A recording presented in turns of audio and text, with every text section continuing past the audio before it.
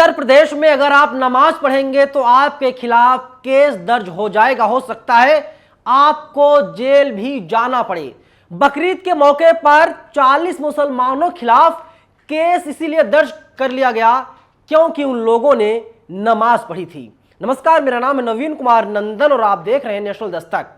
उत्तर प्रदेश में राम राज्य आया है और ऐसा राम राज्य आया साहब, अगर कोई मुसलमान सड़क पर नमाज पढ़ लेता है तो उसके खिलाफ केस दर्ज किया जाता है, उसकी गिरफ्तारी तय की जाती है और उसको गिरफ्तार भी कर लिया जाता है। मैं आपको ईटीवी की एक खबर दिखा रहा हूं, आप देखिए, साफ तौर पर लिखा है बकरीद पर रोक के बावजूद सड़क पर पढ़ी गई नमाज 40 लोगों के खिलाफ केस दर्ज कर लिया गया है।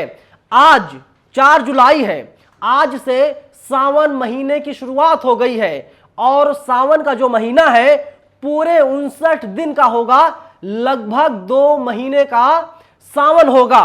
और सावन के मौके पर क्या होता है आप सबको पता है, वही सरकार जो एफआईआर दर्ज मुसलमानों पर करवाती है, वही सरकार कांवड़ियों पर जम करके फूलों की बरसात करवाती है। मैं उसके खिलाफ नहीं हूं कि कांवड़ियों पर आप फूलों की बरसात ना करवाइए, अरे साहब आप खूब करवाइए, आप फंड जारी कीजिए, आप स्वागत कीजिए, आप जगह जगह पंडाल लगा लीजिए और उनके स्वागत में कोई भी कमी ना रह जाए। लेकिन बड़ा सवाल यही है कि हमारा देश आजाद है, आजादी के 75 साल हो गए।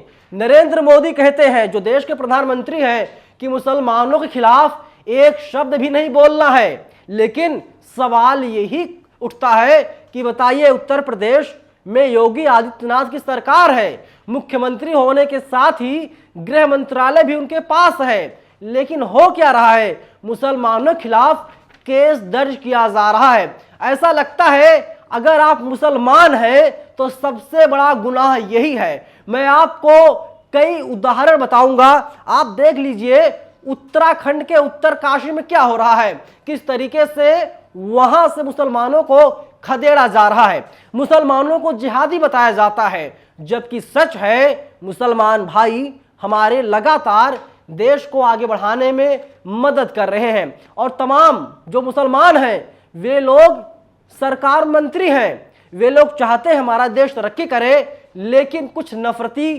चिंटू, नफरती गैंग ऐसे हैं जिनका काम है दंगा भड़काना। वे लोग हर वक्त 80-20 की बात करते हैं, वे लोग हर वक्त हिंदू मुसलमान की बात करते हैं, हर वक्त भारत और पाकिस्तान की बात करते हैं। हिमाचल में भी मुसलमानों पर अत्याचार हो रहा है, जबकि वहां पर कांग्रेस की सरकार है। यूपी में नमाज पढ़ने पर साहब एफआईआर तो दर्ज की जा रही है।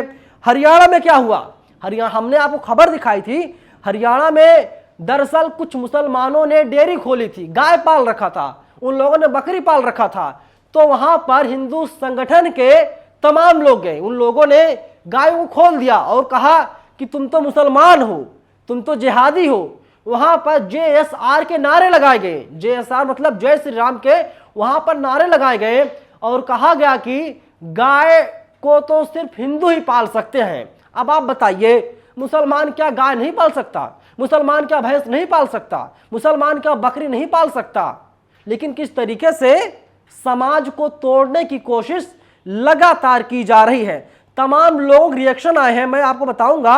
लेकिन जो मामला हुआ है कानपुर में, यूपी के कानपुर में, ईटीवी ने क्या कुछ लिखा मैं आपको बता देता हूं। कानपुर जाजमाऊ थाना क्षेत्र में बकरीद के मौके पर मस्जिद के बाहर बीच सड़क पर नमाज अदा करने का मामला सामने आया है। पुलिस ने 40 अज्ञात लोगों के खिलाफ केस दर्ज कर आरोपियों की शिनाख्त में जुट गई है। बकरीद के त्यौहार को लेकर के प्रशासनिक अधिकारियों और पीस कमेटी की बैठक के दौरान लोगों से अपील की गई थी कि वे लोग सड़कों पर नमाज को अदा ना करें, और उन लोगों ने तकरीबन 15 मिनट तक सड़क पर नमाज पढ़ ली और 40 लोगों के खिलाफ फिलहाल केस दर्ज कर लिया गया है और पुलिस उनकी तलाश में जुट गई है कि तुम्हारी हिम्मत कैसे हुई, यूपी में तो राम राज्य है, तुमने सड़क पर नमाज कैसे पढ़ ली। जाकिर अली त्यागी का देखिए ट्वीट आया है और ये ट्वीट बहुत ज्यादा महत्वपूर्ण है। जाकिर अली त्यागी लिखते हैं, कानपुर पुलिस ने सड़क पर ईद की नमाज पढ़ने के आरोप में 40 मुसलमानों के खिलाफ एफआईआर दर्ज की है। इसी हफ्ते कांवड़ यात्रा शुरू हो रही है।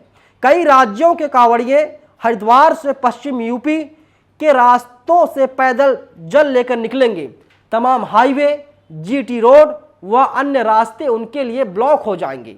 आमजन अपने घरों से रोड ब्लॉक होने के कारण निकल भी नहीं पाएगा। किसी भी समुदाय के व्यक्ति को इस यात्रा से एतराज नहीं, क्योंकि यह आस्था से जुड़ी हुई है। लेकिन मुसलमानों के मामले में पुलिस व अन्य की धार्मिक भावनाएं तुरंत आहत हो जाती हैं।